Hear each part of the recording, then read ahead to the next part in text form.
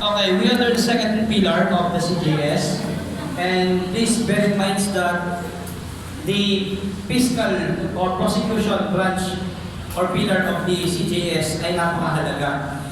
Imagine if kada lahat na lang ng reklamo dumidiretso ng korte.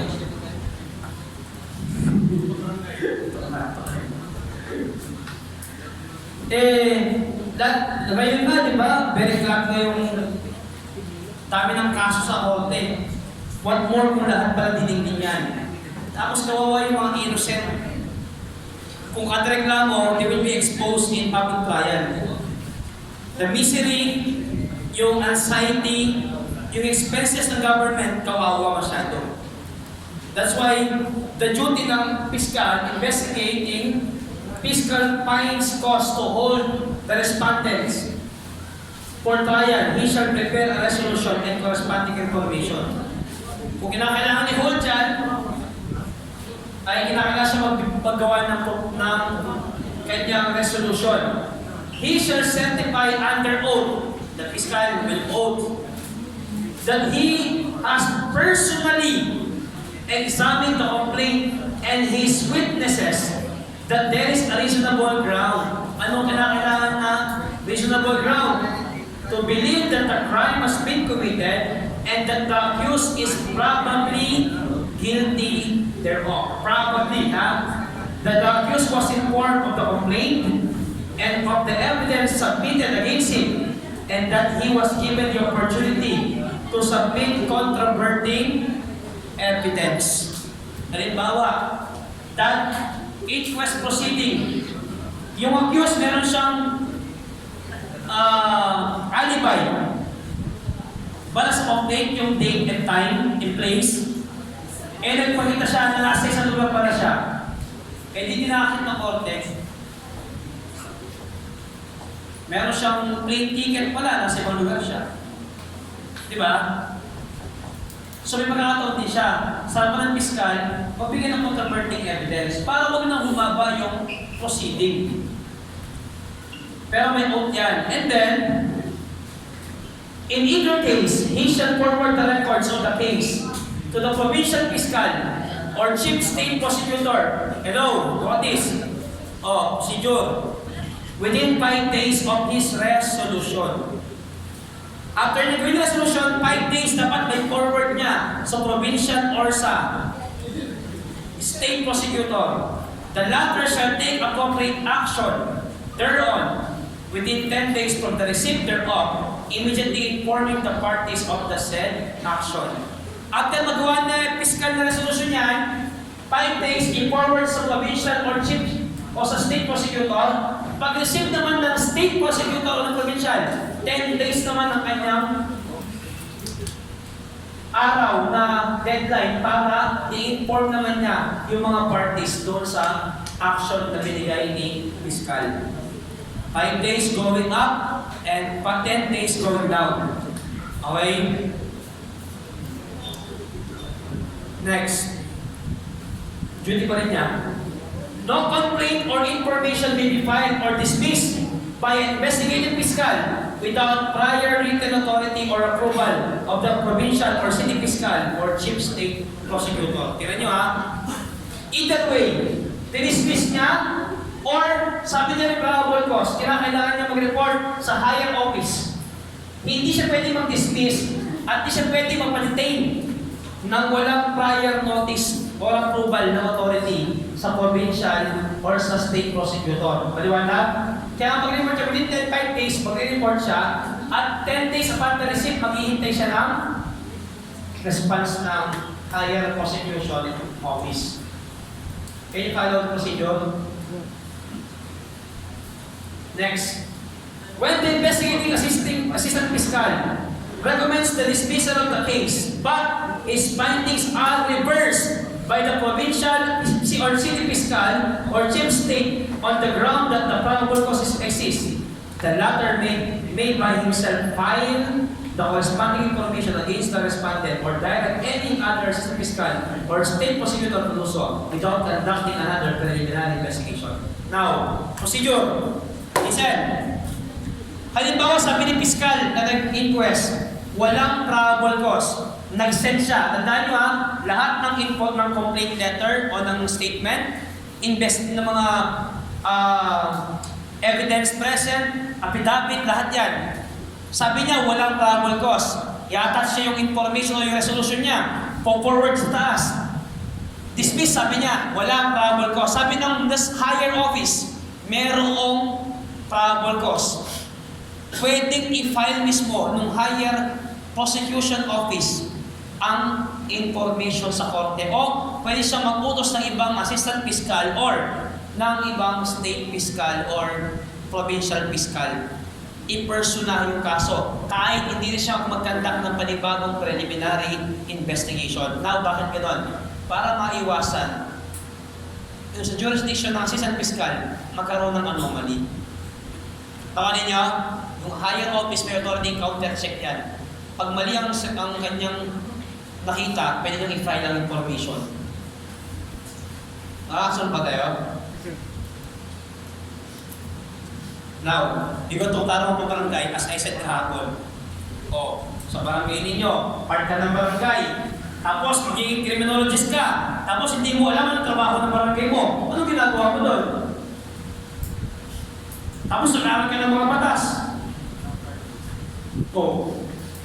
Wala kang benefit. Tanungin ka ng captain na hindi nakapag-aral, ano sasagot mo? Dapat alam mo yan. Maliwanag? Ang tarong ng barangay, it was created by virtue of PD 1608 on June 1978. Na. Likewise, RA 7160 yan, Local Government Code of 1991. Integrated provisions to strengthen katarungan ng barangay, specifically section 399 to 422. It was created purposely to give appropriate barangay chairman and barangay local officials to amicably settle cases within their jurisdiction. Ang trabaho ng barangay is to conduct amicable settlement sa mga disputes. Kasi kung lahat ng barangay members o resident merong problema sa bawat isa, tapos lahat dadalhin mo sa korte, puno lang ng korte natin. Kaya pinigyan ng karapatan ng barangay duminig. Pero, tandaan ito, walang judicial power ang barangay. Hindi pwede mag-declare ang barangay na kasalanan mo, dapat ka makulong. Walang ganon. Tawanin nyo, ditingin lang niya ang tawag doon, pagkakasunduin lang niya. Amicable settlement. Tawanin nyo, more on mediation. Tawag doon, namamagitan lang siya.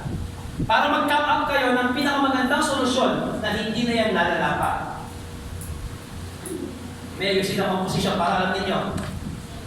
You can also be kasi katarungan mo, pwede ka maging lupon tama? Kasi respected member of the community, lalo ka na, mag-aral ka. Amicable settlement is the process of solving or settling disputes in a certain barangay. To settle or solve any dispute in a barangay level. Composition ng katarong pabarangay, sino-sino ang kasama sa katarong pabarangay? Siyempre, meron tayong lupon, taga-pamayapa. From the word said, taga-pamayapa, peacemakers, na it composed of 10 to 20 members who have been chosen from respected members of the barangay. Pwedeng 10 hanggang 20 na mga ginagalang, may magandang reputasyon sa kanilang barangay. Hindi yung manginginom, hindi yung drug lord, hindi yung wedding lord doon, hindi. Respectable members ng inyong barangay. Meron din mga pangkat tagapagkasundo. Ito sila. Sila yung among the 20 tagapamayapa, pipili pa sa kanya 3 na magiging pangkat tagapagkasundo. Sila ang haharap sa mga dispute. Tignan nyo Report number 3. Cases or dispute which are not subject sa amicable settlement. Dapat alam mo din bilang barangay member o citizen. Kung ano yung hindi nasakop ng amicable settlement. Baka naman hindi jurisdiction ng barangay, pilit kong dadalhin sa barangay, hindi pwede. Okay? The following are the cases na hindi sakop ng amicable settlement, hindi pwede tinggil. Number one, where the one party is the government or any subdivision or instrumentality thereof. Halimbawa ikaw, rereklamo mo ang gobyerno, hindi pwede sa barangay. Or bilang ikaw, ginagampanan mo yung may gumaganap lang sa trabaho bilang sa gobyerno, hindi pwedeng ipanitigyan sa barangay. Okay? Next. When one party is public officer or employee, and the dispute relates to the performance of his official function. Public official, public employee, tapos ang reklamo sa kanya kasi ginagawa niya ang kanyang tungkulin. Hindi mo siya pwedeng reklamo sa barangay. Number 3, offense punishable by imprisonment exceeding 1 year imprisonment or fine exceeding 5,000 pesos. Pag ang kaso may reklamo mo ay merong parusa na mahigit 1 taon ay mahigit at mahigit na 5,000, hindi na yan sa ni barangay. Copy? Offenses where there is no private offended party. Hindi rin pwedeng gawin. Dapat kasi private offended ka para haharap ka sa settlement. Walang private offended party, hindi pwedeng tingin na barangay. Now, where the dispute involves real property located in different cities or municipality, unless the parties thereto agree to submit them their differences to amicable settlement by an appropriate law. Now, pinag-usapan ninyo ari-arian gaya ng lupa, ng bahay. Tapos outside siya ng barangay ninyo o ng city, municipality. Hindi sakop ng barangay yan. Maliban, may decision kayong dalawa na magpasakot kayo sa barangay, gawa yung solusyon na nagpapa-under kayo sa barangay para tingin kayo at magkaayos kayo sa harapan niya. Maliwanag? Pero usually pag ganyan, dapat sakot ng barangay territory, jurisdictional kasi yan. Maliban magkasundo kayo na magpa-under kayo at magkasundo. Dispute involving parties who actually reside in the barangays or different cities or municipalities except where such barangay units adjoin each other and the parties thereto agree to submit their differences to amicable settlement by appropriate law. Magkaiba silang lugar. Hindi sa pareho ng barangay ng natira. Maliban din daw, magkasundo rin sila, mag-usap, sabihin na papaayos sila sa lupon. Maliwanag? And such other classes of dispute which the President may determine in the interest of justice or upon the recommendation of the Secretary of Justice. Now, we are on the 4th level. Okay na tayo sa prosecutor. You understand the function? Yung procedure, anong ginagawa sa inquest, preliminary investigation, maliwanag na yung probable cause, maliwanag yung procedure, pagka didismiss niya, tsaka sabihin niya may probable cause, resolution, going the higher office for 5 days, tapos upon receipt ng higher office, mag-respond siya for 10 days. Pagka mali ang pag-judge dismiss, pero meron pala, pwede niyang sabihin, pwede i-file ng higher office ang information na kahit wala nang pagkakandak ng inquest proceeding. Maliwanag? So, laruin mo lang yun. Basta alam mo lang yan, hindi ka na maliligaw sa prosecution level. Now, court, the third pillar. Court. A body to which the public administration of justice is delegated. Kawalan niyo? Yung pag-administer ng justisya, fairness, equality sa lahat, sa kanya nakabigay, sa kanya binigay kapangyarihan yan. Being a tribunal assembled under the authority of law at the appropriate time and place for the administration of justice, through which the state enforces its sovereign rights and powers, It is an entity or body in which a portion of judicial power is vested. Remember, one of the branch of government is judiciary. Judiciary is the one who interprets and applies the law. And part of that power of the judiciary was given to court. To hear. Ano trabaho ng court? To hear, try, and decide cases.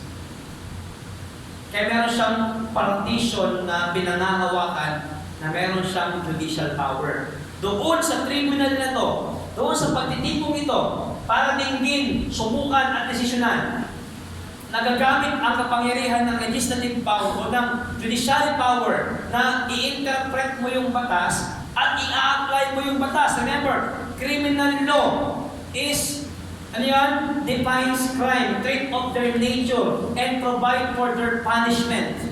So pag in-apply na ngayon ng judiciary, ng court, ang power ng judiciary, he can apply the law. I-define niya kung ano ang batas, ano ang nalabag niya, pasok ba yung mga elemento sa nagawa niya, tapos ipoprovide niya ano ba ang parusang sinasabi ng batas sa krimeng na commit ng taong undergoing trial. You get the point?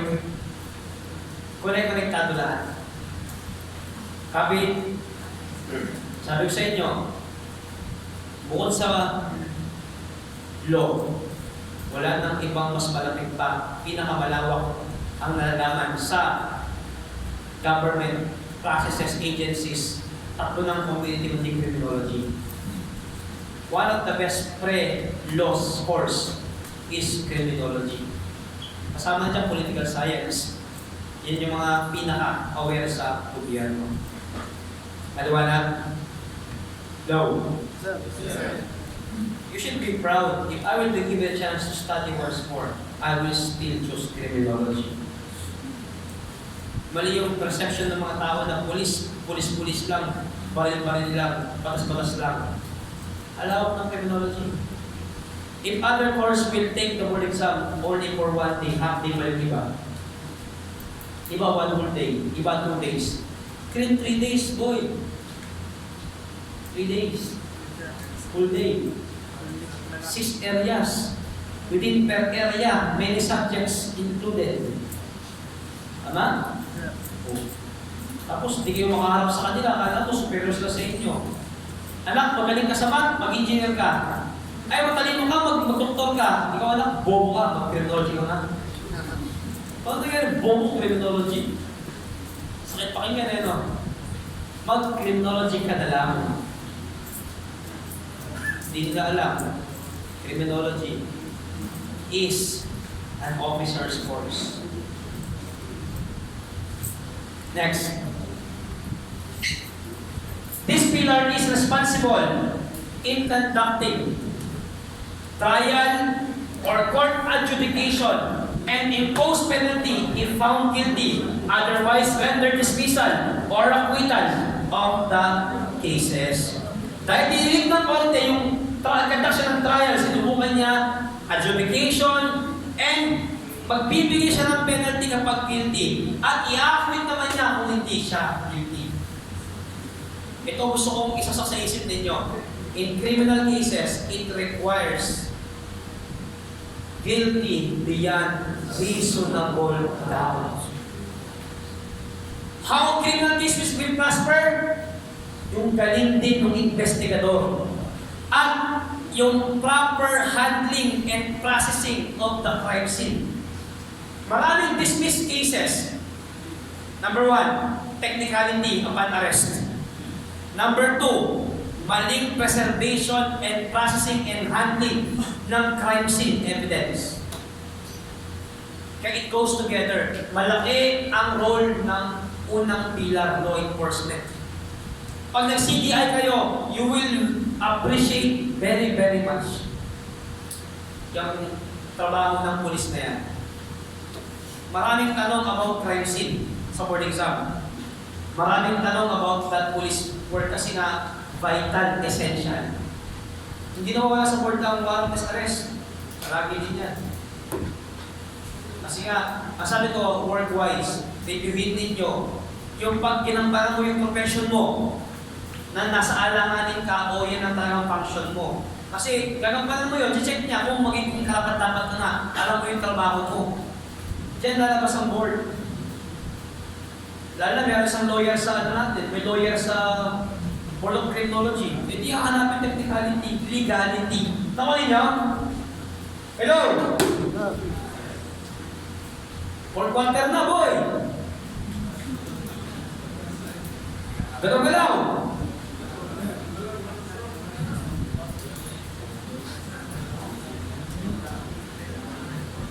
Judge, a public officer, so named in his commission and appointed to preside over and to administer the law in the court of justice. Siya ang public officer. Okay? Ang commission sa kanya o appointment sa kanya, siya yung mag-preside doon sa ina-administer sa court of justice. Siya ang namamagitan. Siya ang dumidinig. Siya ang mag-a-assess ng lahat ng presentation. Tapos siya ang mag-render ng judgment. Nakuha ninyo?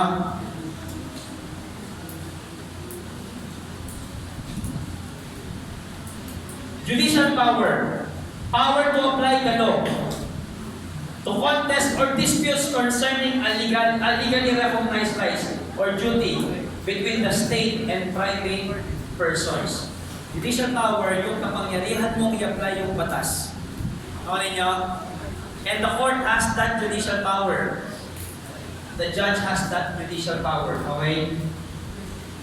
Para sa mga contest, mga dispute, gaya ng hearing sa trial, legally recognized rights and duties between the state and the private persons. Now, ito mahalaga. Board exam question palagi yan. Jurisdiction. I don't know kung siya sa last ninyo. Jurisdiction. How many years narinig ko lumalabas siya? During my time, lumabas siya jurisdiction. Bakit? Walang kapangyarihan ng korte na dinggin yan mula sa jurisdiction. Tama? O look at this. It is the authority to hear and determine cases. Without jurisdiction, you don't have the right to hear that case. So, mahalaga jurisdiction. It is the authority by which judicial officer take cognizance and decide cases correctly or incorrectly. Yan ang kanyang authority. Para din niya ang kaso. Kaya tanong, do you have jurisdiction over the case? Pagka wala, wala kang karapatan, wala kang business dyan. Okay? Venue. Venue means the geographical division. Lumabas na rin sa word yan, ha? Venue. Jurisdiction. Geographical division in which an action is brought to trial or the place of trial for criminal action. Kung saan dinidinig ang kaso. Venue ang tawag doon. Yung courtroom, venue ang tawag doon. Maliwanag? Geographical location o division. It is a territorial unit where the power of the court to be exercised. Diyan daw ang lugar kung saan ginagamit ng korte ang kanyang kapangyarihan na bigay ng ating batas. Next, organization ng korte. Ano ba ang levels of authority nila? Are you with me? Likod.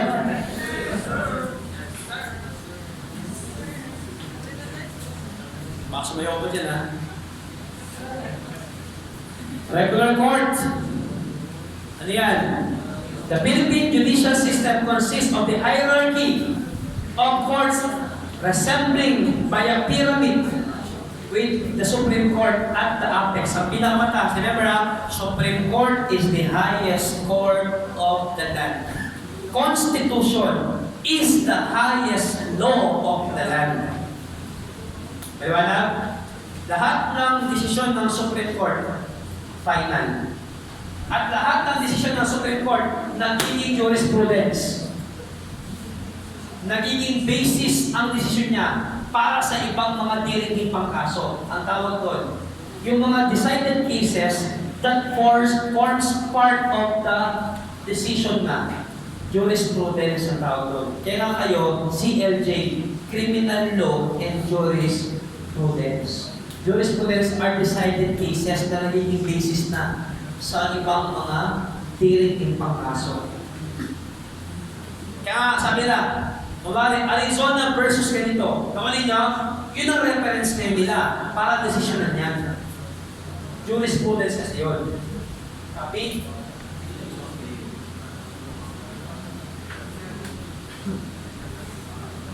Apex pyramid ang Supreme Court under the Judiciary Reorganization Act of 1980, otherwise known as the BP 129, and other regular courts. After ng Supreme Court, meron tayong Court of Appeals. Okay? Intermediate Appellate Court. This operates in 10 divisions, is comprising 5 members. 10 division around Philippines ang Court of Appeals. Kada Court of Appeals meron 5 members. How many judges we have Supreme Court? Ha? Ha? 5 lang? Supreme Court. 15 including Chief Justice. Hindi ako nagkakaroon ng 15 including Chief Justice, 14 Associate Justices. Verify nyo pero yung naaalala ko. 15 Justices including Chief Justice and 14 Associate Justices. Sikat ko yun, co-warrantor. Nung tinanggal yung ating Chief Justice Sereno,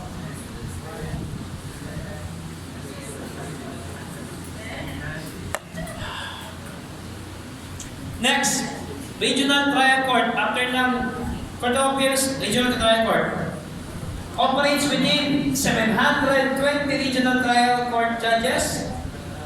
In each side of the region of the country, meron tayong 720 Regional Trial Court judges.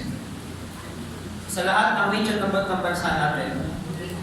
After RTC, we have Metropolitan Trial Courts. In each metropolitan area established by law are the municipal trial court in every city not forming a part of the metropolitan area, and each of the municipalities that comprise with the metropolitan area, as well as municipal circuit trial court. In each area defined as municipal circuit trial circuit, comprising of one or more cities or one or more municipalities grouped together according to the law. May MTC tayo, at meron tayong MTCC. MTC Municipal Trial Court, yung MTCC, MCTC, Municipal Circuit Trial Court. Pagka Circuit Trial Court siya, meron kasi buo na isa o dalawa o higit pa na mga municipality walang sariling korte, nagsasama-sama sila. Para sa, bakit meron district jail? City jail? Provincial jail? Bakit meron district jail? Ibig sabihin district jail ganito. Merong higit sa isa na municipal or city na walang sariling ulungan na nagsasama-sama, nag-ahalo-halo doon. Kaya district jail. Kung city jail lang yan, city lang yung serve niya. Kung district jail siya, yung maliliit na municipality walang sarili, doon din internet yung mga details nila. O favorite ng board exam, sino ang nanganangsiwa ng provincial jail? Provincial government. Tandaan nyo yan favorite yan ng board exam sa correction.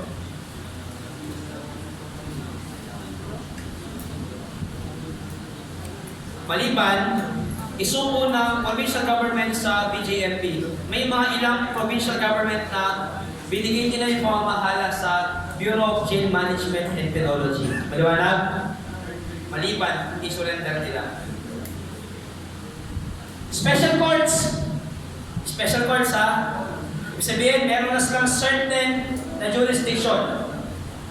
Yun lang pwedeng din nila. Specialized para doon. Number 1, we have Court of Tax Appeals.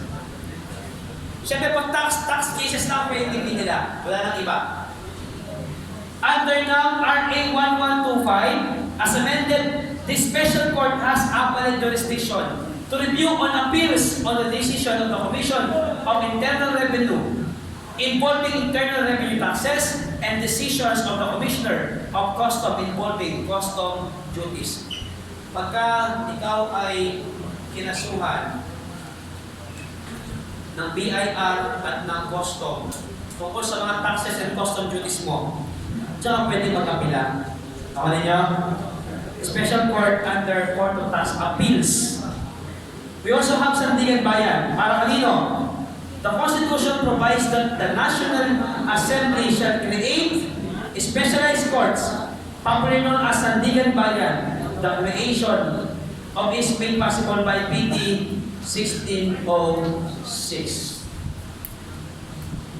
And of course, we have quasi-judicial bodies. Ano yung quasi-judicial bodies? Quasi parang semi-court body, parang yan siya. Parang para-court. Hindi siya talaga korte, pero parang may function siyang parang sa korte. O meron siyang parang semi-judicial power. Kaya niyo kung paano? They are the administrative bodies under executive branch siya. Diba?